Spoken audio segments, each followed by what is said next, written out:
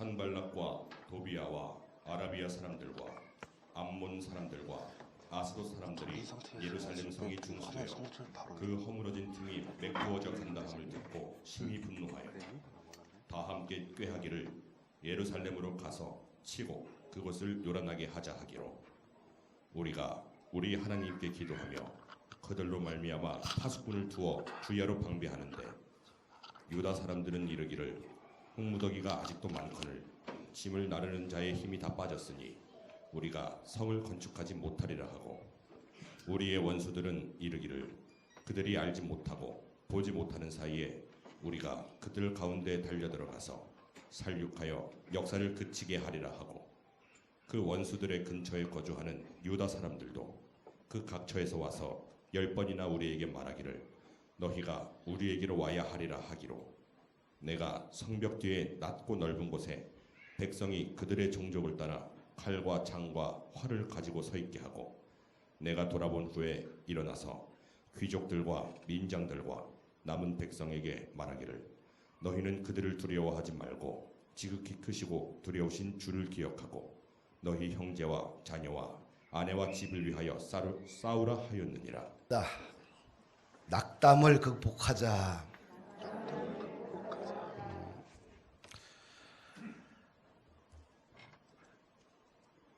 오늘 본문은 낙담과 절망 속에 빠졌을 때 다시 어떻게 일어날 것인가 그 극복 방법을 느헤미야를 통해서 우리가 은혜를 받고자 합니다. 느헤미야는 뜻이 하나님께서 위로하신다 이런 뜻이에요. 느헤미야는 조국 남쪽 유다가 바벨론에 의해서 멸망당하고 그 아버지 하나야가 바벨론으로 포로로 끌려가요. 포로 2세대들입니다. 그러니까 포로에서 바벨론 포로로 가서 거기서 태어난 사람이죠. 그런데 느헤미야는 부모로부터 신앙 교육을 잘 전수받았어요. 뿐만 아니라 바벨론에서 포로 2세임에도 불구하고 그가 높은 관직을 갖게 됩니다. 당시에 그의 직책이 술관원이었어요. 술. 오늘날 보면 별로 그렇게 좋은 직업은 아닌데 당신만 해도 고대 사회 속에서는 왕을 정적이 살해할 때는 음식과 술로 살해하잖아요. 그래서 음식을 맡은 사람과 술을 관장하는 사람은 최고의 직책이고 왕이 신뢰하는 사람 아니겠어요? 그만큼 이 바벨론 왕으로부터 그가 신임을 받았다는 얘기지요. 또 그 아버지가 그의 이름을 느헤미야 하나님께서 위로하신다. 포로로 잡혀가고 나라는 망하고 포로로 잡혀가고 거기서 그 아들을 낳았을 때 그 아버지가 그 아들 이름을 하나님께서 위로하신다 이렇게 지은 거예요. 느헤미야는 어느 날 인생의 성공의 정점에 있을 때에 조국의 슬픈 소식을 듣습니다. 그리고 울며 기도해요. 예루살렘 성이 불탔고 성곽은 무너졌고 땅들은 황폐해졌다는 절망적인 소식을 듣고 그가 하나님 앞에 통곡하며 절규하며 금식합니다. 자그마치 기도를 한 4개월 정도 지속이 돼요. 그럴 때 하나님께서 느헤미야의 기도를 들으시고 아닥사스다 왕, 이 바벨론 왕의 마음을 움직여서 성전 재건에 필요한 목재와 자재들을 가지고 본인이 예루살렘 총독으로 부임해서 52일간 공사를 완공하게 됩니다. 얼마나 기쁘겠어요. 나라가 망했고 예루살렘 성이 다 불타버리고 황폐해졌는데 그것도 바벨론 왕께서 모든 기자재를 다 주고 성을 재건하니 얼마나 기쁘겠어요. 하나님의 기도의 응답이고 축복 아니겠어요. 그래서 한 마음으로 백성들이 공사를 진행을 해요. 그런데 예루살렘 성전 재건 속에서 엄청난 주변의 반대 세력들에 부딪히게 됩니다. 이방인인 산발랏은 성을 건축한다는 말을 듣고 분노하고 유다 사람들을 비웃어요. 암몬 사람 도비아는 건축하는 성벽을 보면서 여우가 올라가도 곧 무너지게 될 것이라고 비웃고요. 하여튼 조직적으로 예루살렘 성 재건에 주변 세력들이 방해를 하고 위협을 합니다. 본문 8절을 보게 되면 예루살렘을 치고 요란하게 만들자고 서로 공모도 해요. 반대 세력들이. 11절을 보니까 예루살렘에 들어가서 살육하여 성전 재건을 와해시키자고 음모를 꾸밉니다. 그러니까 반대 세력들의 집요한 방해와 음모를 살펴보면서 우리가 느끼는 것이 뭐냐 하면, 야, 주의 비전이 참 이루는 과정이 쉽지는 않구나. 아무리 하나님이 뜻이라 할지라도 그것이 전개되는 과정 속에 엄청난 반대 세력도 있고 참 힘들구나. 난관이 많구나. 하나님의 나라를 세워가는 데 있어서 참 원수마귀 사탄이 집요하게도 강력하게도 방해를 하는구나. 그리고 생명까지도 위협하는 것을 보게 돼요. 이런 위기 앞에서 느헤미야가 썼던 방식은 9절을 함께 읽읍시다. 우리 하나님께 기도하며 그들로 말미암아 파수꾼을 두어 주야로 방비하는데, 이 느헤미야에서 가장 많이 나오는 단어가 기도입니다.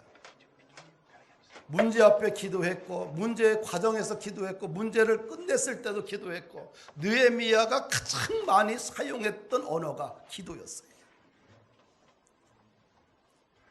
그는 문제 앞에서 기도했습니다. 할렐루야. 이것이 가장 무식한 방법인 것 같은데 가장 지혜로운, 하늘문을 열어가는 가장 지혜로운 방법이라는 사실이지요. 그리고 파수꾼을 세워서 주야로 방비했습니다. 그냥 무조건 하나님께 다 맡기고 인간은 게을르게 아무것도 안 한 것이 아니라 인간으로서 해야 될 책임과 의무를 다하고 성실하게 대하는 것을 보게 돼요. 이것이 바른 믿음 아니겠어요? 기도하고 나서 내 의무는 끝났다고 하고 나는 아무것도 안 하고 하나님께 다 맡겨버리는 것은, 이거는 건강한 기독교가 아니겠지요. 기도하면서 열심히 해야 될 책임과 의무를 다 하는 것, 이것이 기독인의 자세입니다. 근데 문제는 뭐냐면, 그렇게 진행을 기도했고 책임과 의무를 다 하고 있는데 이제 문제는 백성들이 지쳐가는 거예요. 반대 세력들이 집요하게 공격을 합니다. 음모를 합니다. 그러면서 이제 서서히 어떻게 돼요? 백성들이 지쳐가요.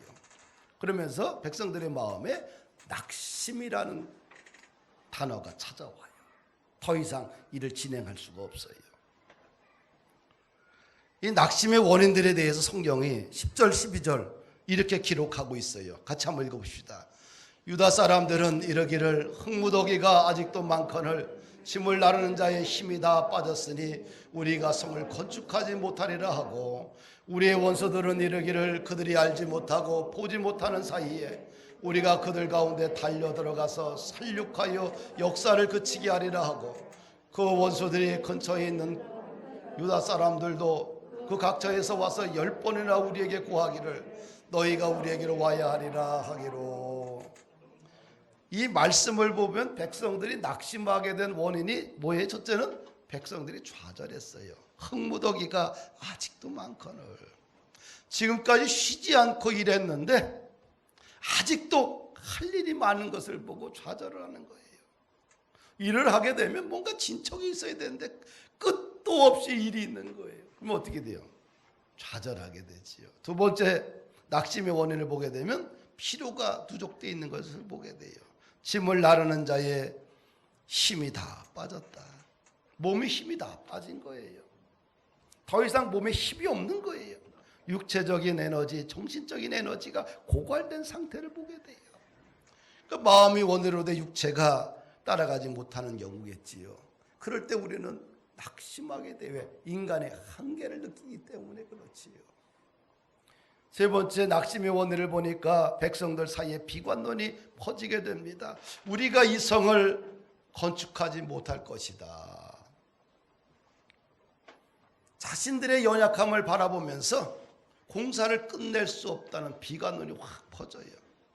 비관론이 퍼지게 되면 더 이상 공사가 진행될 수 없잖아요. 참 분위기가 중요해요. 교회도 가정도 일터도 사실은 분위기로 좌우됩니다. 교회가 잘 되는 것도 분위기예요.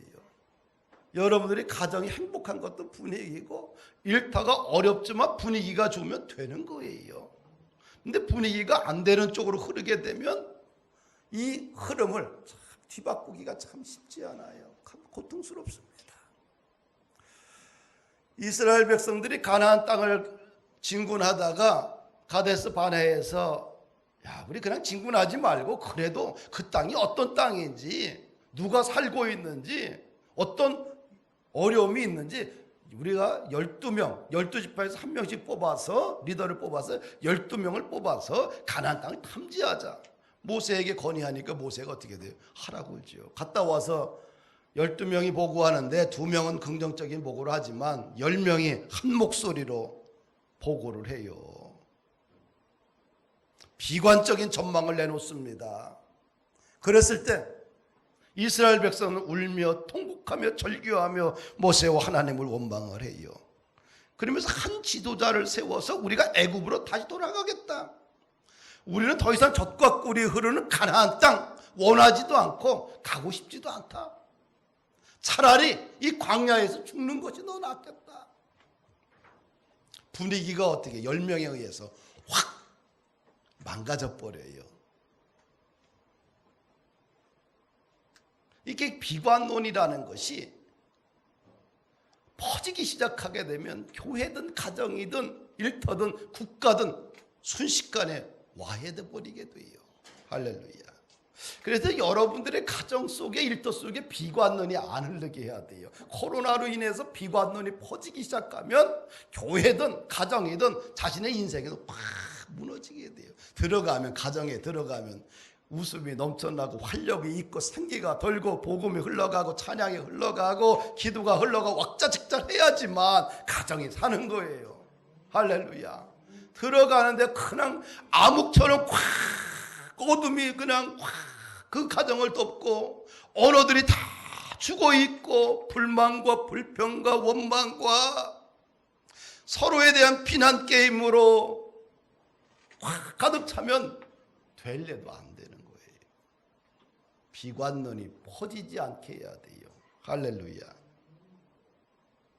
또 11절 12절 보니까 백성들 사이에 불안정한 상황이 팽배해져 갑니다. 그러나 끊임없이 주변에 있는 이방 민족과 원수들이 공격을 하고요. 살육하겠다. 공사를 중단시키지 않으면 공격을 하겠다.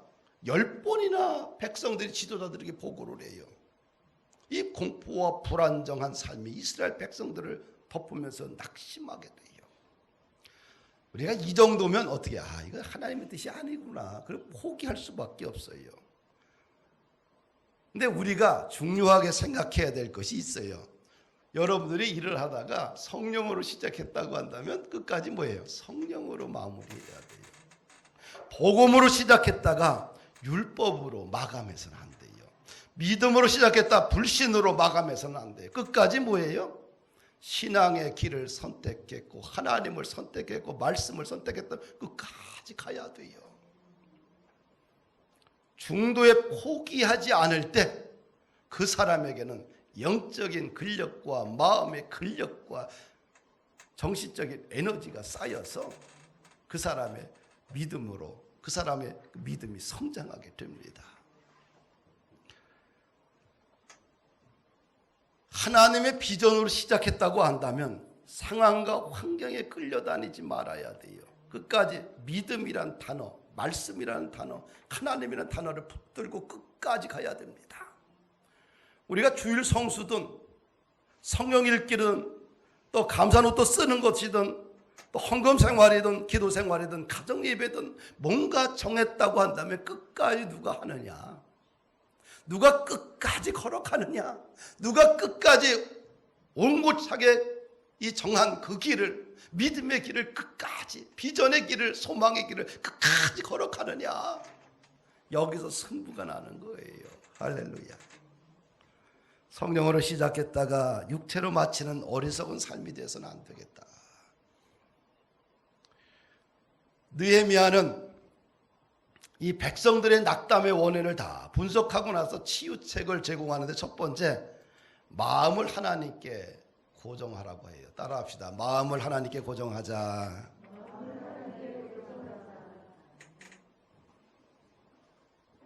초점을 바로 하나님께 두라는 거예요. 할렐루야. 낙담 속에 있던 백성들에게 초점을 사람들에게 두지 말고 환경 앞에 두지 말고 누구에게? 하나님께. 14절 말씀 함께 읽습니다.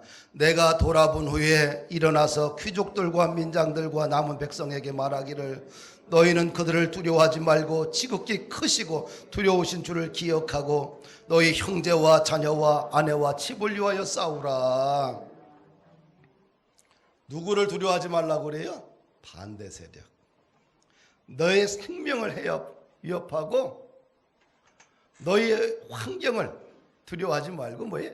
하나님을 두려워해라. 우리가 두려워해야 될 대상이 사람이 아니라는 거지요. 환경이 아니라는 거예요. 지극히 크시고 두려우신 주를 기억하라. 생각의 초점을 느헤미야는 백성들에게 하나님께 향하도록 하고 있어요. 이것이 뭐예요? 지도자들의 역할이에요. 교회를 이끌어가는 목회자들은 뭘 하는 거냐? 중직자들은 무엇을 하는 사람들이냐? 이 땅 살아갈 때 낙담의 요인이 많아요. 삶에 얼마나 절망적인 것들이 많아요. 힘들고 고달픈 것들이 얼마나 많아요. 또 코로나로 인해서 더 큰 우리 주변에 어려움을 경험하는 사람 많을 거예요. 그럴 때 어떻게 돼요? 그들이 세상 앞에서 쓰러지고 또 마음이 지쳐서 무너지고 불신앙으로 갈 때 그럼에도 불구하고 하나님을 바라보라. 희망을 이야기하고 같이 손을 잡아서 끌고 믿음의 세계로 가야 돼요. 어렵지? 그래 어렵지. 우리 뭐 할 수 있냐? 뭐 방법이 없지. 이렇게 가면 불신앙의 늪으로 확 밀어버리는 거예요. 그러면 너도 죽고 나도 죽어. 우리가 생각이 죽어버리면 언어가 죽고 언어가 죽으면 인생이 죽어버려요. 할렐루야. 코로나가 여러분들 영원히 찾아올 것 같아요? 아니에요. 전문가들 얘기하면 2년이면 끝난대. 사랑하는 여러분, 셀트리온 회장이 이야기를 하는데 우리나라 유일하게 코로나를 연구했고 백신 개발과 치료제 개발을 하고 있는 유일한 업체인데 세계 한 5개 정도 업체가 있대요. 그 업체들이 전문가들이 이야기하기를 내년 상반기 정도면 백신이 나온다는 거예요. 넉넉하게 2년만 잘 버티면 어떻게 돼? 코로나도 독감처럼 넘어갈 수 있다는 거예요.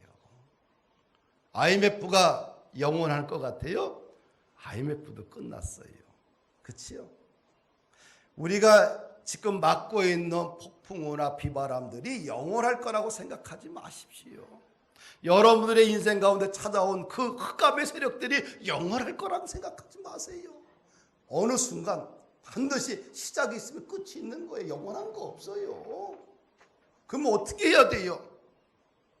지금이 절망적이고 힘들고 아무것도 할 수 없고 내 인생에 패배한 것 같고 내 인생에 무너질 것 같이 생각하지만 그러나 그것은 조금 있으면 끝난다. 근데 끝나고 나서 내가 일어날 수 있는 에너지가 절망적인 사람들에게는 없어요. 어떻게 돼요? 고난의 한가운데에서 믿음으로 바라보고 믿음으로 꿈을 꾸고 믿음으로 다 목표를 향해 가는 사람들은, 하나님을 향해 초점을 두고 가는 사람들은 이 고난도 잘 넘기고 고난이 끝난 후에 우리는 다시 일어나 힘차게 걸을 수 있는 동력이 있는 거예요. 얼마나 감사해요. 만약에 잘 먹고 잘 사는 사회가 계속 유지되게 되면 우리는 항상 루저야. 못 쫓아가. 그래야 안 그래요? 왜? 1등은 정해져 있어, 인생에. 나는 정말 1등 할 수가 없는 거예요. 그런데 코로나로 인해서 모든 나라가 출발선이 같아졌어요. 교회도 출발선이 같아졌어요. 작은 교회나 큰 교회나 똑같은 코로나 앞에서 위기 속에 있어요. 너나 나나 똑같아. 역전할 수 있는 기회예요. 나는 코로나를 통해서 우리 본푸른 교회에 하나님께서 또 한 번에 역전할 수 있는 기회를 주시는구나. 그래서 서둘러서 막 일일저일 하는 거예요. 왜? 절호의 찬스니까. 위기 속에서만 찬스를 잡을 수가 있어요. 기회를 얻을 수가 있어요. 그래서 나는 내 인생에서 가장 행복한 시간을 요즘 보내고 있는 거예요. 사랑하는 여러분들, 할렐루야. 왜? 너나 나나 출발점이 이제 같아진 거야. 같아지기 때문에 어떻게 돼요? 살아있는 사람만이 갈 수 있는 거예요. 영적으로 살아있는 사람만이 그 섬에 도착할 수 있는 거고. 할렐루야. 사랑하는 여러분들, 우리 지도자라는 것은, 리더라는 것은 절망과 낙심에 빠져있던 사람들을 끄집어서 같이 손을 잡고 기도하면서 말씀 가운데 하나님을 바라보도록 그들의 생각과 시선을 바꿔주는 것이 지도자의 역할이에요. 할렐루야. 이것을 교회에서 여러분들이 해야 되고, 여러분들의 일터에서 여러분들이 해야 되고, 여러분들의 가정에서 해야 돼요. 비관론이 퍼졌다고 해서, 낙담의 분위기가 있다고 해서 같이 휩쓸려서 동조하다 보면 너도 죽고 나도 죽고 다 죽는 거예요. 할렐루야. 이것이 지도자를 뽑은 이유예요. 부활하신 예수님은 시리와 절망과 좌절 속에 빠져있는 제자들을 찾아가서 그들을 위로하고 새 힘을 주는 장면들이 참 많아요. 이제 엠마오로 제자들이 내려가요. 예수님이 돌아가셨잖아요. 자기들의 우상이었고 자기들의 지도자였던 그 예수님이 힘없이 종교 권력자들에 의해서 십자가에서 처참하게 죽었어요. 얼마나 두렵겠어요.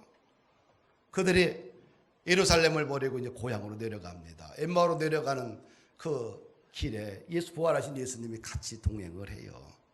그러면서 이렇게 질문해요. 너희들이 무엇 때문에 슬픈 기색을 가지고 서로 대화를 하느냐. 주님이 물어요. 그럴 때 엠마오로 내려가는 제자들이 말합니다. 예수님이 대제사장들과 관원들에게 고난을 받으시고 십자가에 못 박혀 죽으시고 장사된 지 사흘이 되었습니다. 근데 어떤 여자가 새벽에 무덤에 가봤더니 시체는 보이지 않고 예수님이 살아났다는 천사의 말을 했습니다. 근데 예수님 그 얘기를 듣고 성경에 자신에 관한 이야기들을 제자들에게 소상하게 쫙 설명하는 거예요. 그리고 제자들에게 저녁을 딱 대접하고 그 다음에 축사하시고 제자들에게 떡을 떼어 나눠줘요. 이 주님이 주신 떡을 먹으면서 성경을 보니까 저희 눈이 밝아져 예수님인 것을 알아보았더라. 순간 영으로 오신 예수님이 확 사라지시는 거예요. 누가복음 34장 32절 34절 말씀을 보면 이렇게 기록하고 있어요. 저희가 서로 말하되 길에서 우리에게 말씀하시고 우리에게 성경을 풀어주실 때에 우리 속에서 마음이 뜨겁지 아니하더냐 하고 곧 그 시로 일어나 예루살렘에 돌아가 보니 11사도와 및 그와 함께 한 자들이 모여 있어 말하기를 주께서 과연 살아나시고 시몬에게 나타나셨도다. 할렐루야. 이 성경을 가르치니까 어떻게 돼요? 사람들의 마음에 뜨거워지는 거예요. 할렐루야. 마음이 뜨거워지는 거예요. 말씀은 이런 능력이 있는 거예요. 할렐루야. 말씀은 사람들의 낙담했던 마음에 뜨거운 마음을 주시고 열망을 주시고 힘을 주시고 능력을 부어주는 거예요. 그래서 우리가 성경을 읽으십시오. 성경을 읽으십시오. 기도하십시오. 찬양하십시오. 말하는 거예요. 이것이 수많은 믿음의 사람들이 지금까지 그렇게 해와서 위기를 뚫고 믿음의 역사를 써나간 거예요. 다른 것으로 힘을 얻을 수 없잖아요. 히브리서 4장 12절 말씀 보니까 하나님의 말씀은 살았고 운동력이 있어 자유의 날선 어떤 검보다도 예리하여 혼과 영과 및 관절과 골수를 찔러 쪼개기까지 하며 또 마음의 생각과 뜻을 감찰하신다. 이거예요. 우리의 전 존재를 세워주는 것은 말씀밖에 없어요. 할렐루야. 금주에 제가 잘 아는 목사님이 카톡에 글을 보내왔어요. 네, 우리 성결교회 목사님인데 미얀마 선교를 해요. 교회가 미얀마 교회예요. 그러니까 사실은 한국인 성도들이 별로 없어요. 미얀마 사람들을 위해서 교회를 세우고 그들을 쫓아다니면서 케어하고 그들을 양육시켜서 또 미얀마로 교회를 개척하고 이 사역을 지금까지 해와요. 참 귀한 분입니다. 교회 수백 개 있는 것보다 그 교회 하나가 엄청난 역할을 해요. 그러니까 어떻게 돼? 계속 가난한 미얀마 사람들을 전도해서 세우고 그들을 양육해서 보내니까 교회는 어떻게 남는 건 별로 없어요. 그렇죠? 기존 교회처럼 쌓이는 건 별로 없어요. 그러나 그 사역을 끊임없이 두 부부가 정말 열심히 해요. 얼굴 보는 것만 해도 즐거워요. 그런데 그분이 금주에 카톡을 보냈어요. 그 카톡 말씀 여러분들께 한번 읽어드릴게요. 오늘 아침 아내와 예배를 드리며 나눈 말씀입니다. 함께 말씀을 심장에 담았습니다.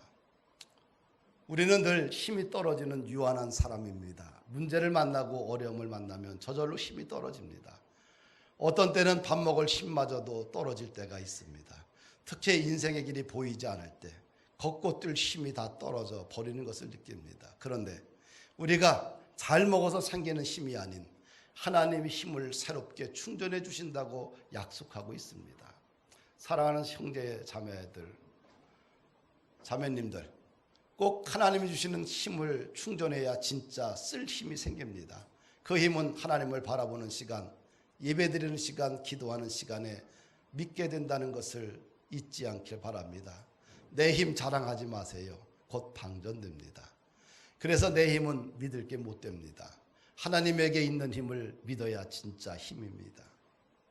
저도 그 힘을 얻으려 매일 기도하고 예배를 드리고 있습니다. 사랑하는 형제자매들, 사모님이 병을 얻었습니다. 미얀마 말로는 뭔지 모르겠어요. 한국어로 만성 골수성 백혈병이라고 합니다. 병명을 나눌 때 중증이라고 병원에 표시를 했습니다. 사모님은 잘 이겨낼 것입니다. 형제자매들이 함께 순수한 믿음의 기도를 드리면 하나님이 급하셔서 신속한 치유를 허락해 주실 것입니다. 그러니 꼭 기도해 주셔야 합니다. 사모님의 병을 이겨내고 더 주님 사랑을 나누도록 미얀마도 가고 신방도 가고 교회 청소도 하고 음식도 맛있게 만나게 만들도록 기도해 주세요. 오늘도 주님은 곁에서 힘을 주십니다. 파이팅입니다. 나도 이 카톡을 받고 바로 전화를 했어요. 무슨 일이에요? 목사님 그랬더니 그런 거예요. 사랑하는 여러분들, 이 목사님이 바라보는 게 누굴까요? 하나님. 지금의 삶이 참 고통스럽고 힘들지만 이해가 안 되지만 그냥 하나님께 자신의 생각에 초점을 쫙 고정시키는 것을 보게 돼요. 잠언서 24장 16절에 보니까 대저의인은 7번 넘어질지라도 다시 일어나려니와 악인은 재앙으로 인하여 엎드러지느니라. 우리의 마음을 하나님께 고정하고 초점을 맞추게 되면 의인은 7번 넘어져도 8번 일어날 수 있는, 소생할 수 있는 힘을 하나님이 주셔요. 믿으세요. 이사야 40장 31절 말씀 보면 오직 여호와를 앙망하는 자는 새 힘을 얻으리니 독수리의 날개치며 올라감 같을 것이요 다른 박질하여도 곤비치 아니하겠고 걸어가도 피곤치 아니하리로다. 여호와를 앙망하는 자, 바라보는 자, 사모하는 자는, 마음을 여호와 하나님께 고정시키는 자는 새 힘을 얻는다. 이 축복의 소리가 우리들의 심장 속에 좀 박히기를 원합니다. 낙담을 극복하는 두 번째 길은 거룩한 희망을 위해 싸우라고 합니다. 14절 하반절을 보면 느헤미야는 백성들에게 말하지요. 너희 형제와 아내와 집을 위하여 싸우라. 할렐루야. 원수들과 싸우라고 합니다. 적극적인 행동을 요구하지요. 문제 앞에서 넘어졌다면 마음을 주님 앞에 고정하시고 현실의 벽과 싸워야 돼요. 현실의 벽이 아무리 높을지라도 폭풍의 한가운데 있을지라도 싸워야 됩니다. 싸우지 아니하면 지게 돼요. 지면 패배자가 됩니다. 영적인 것이든 정신적인 것이든 신체적인 것이든 재정적인 분야이든 관계적인 문제이든 문제는 반드시 넘어야 된다. 할렐루야. 문제는 반드시 해결해야 됩니다. 피하면 또 다른 문제가 기다리고 있어요. 피한다고 해결되지 않아요. 정면들을 좀 승부하기를 주 이름으로 축복합니다. 신앙인들에게서 문제는 그냥 기도의 제목이다. 따라합시다. 신앙인들에게서 문제는 기도의 제목뿐이다. 할렐루야. 그래서 에베소서 6장 10절에 보게 되면 바울 사도가 에베소 교회 성도들에게 이렇게 편지를 썼어요. 같이 한번 읽어볼까요? 시작. 정말로 너희가 주 안에서와 그 힘의 능력으로 강건해지고 마귀의 계계를 등에 대적하기 위하여 하나님의 전신갑주를 입으라. 우리의 씨름은 혈과 육에 대한 것이 아니요 정사와 권세와 이 어둠의 세상 주관자들과 하늘에 있는 악한 영들에게 대함이라. 그러므로 하나님의 전신갑주를 취하라. 이는 악한 날에 너희가 능히 대적하고 모든 일을 행한 후에 서기 위함이라. 거룩한 싸움을 승리하기 위해서 뭘 입어야 돼요? 하나님의 전신갑주. 그냥 전쟁터에 나가는 용사처럼 뭐예요? 온몸에 그냥 갑옷을 거치라는 거예요. 갑옷이 입게 되면 어떻게 돼요? 화살이 심장에 와도 화살이 안 박히잖아. 살잖아. 그럼 결국 어떻게 돼요? 거룩한 싸움에 승리하기 위해서는 하나님의 전신갑주, 그냥 말씀과 기도로 성령님으로 그냥 하나님으로 예수님을 꽉 무장하면 이길 수 있다는 거예요. 할렐루야. 역사를 보면 대공황이 있었잖아요. 1890년대도 있었고 1929년대에도 이 세계에 대공황이 찾아왔거든요. 그때 6년 이상 지속되었는데 이 전쟁과 혁명이 계속 반복됐지요. 그 기간 동안 영국과 프랑스가 퇴조하고 미국과 일본과 독일이 국제적인 세력으로 등장합니다.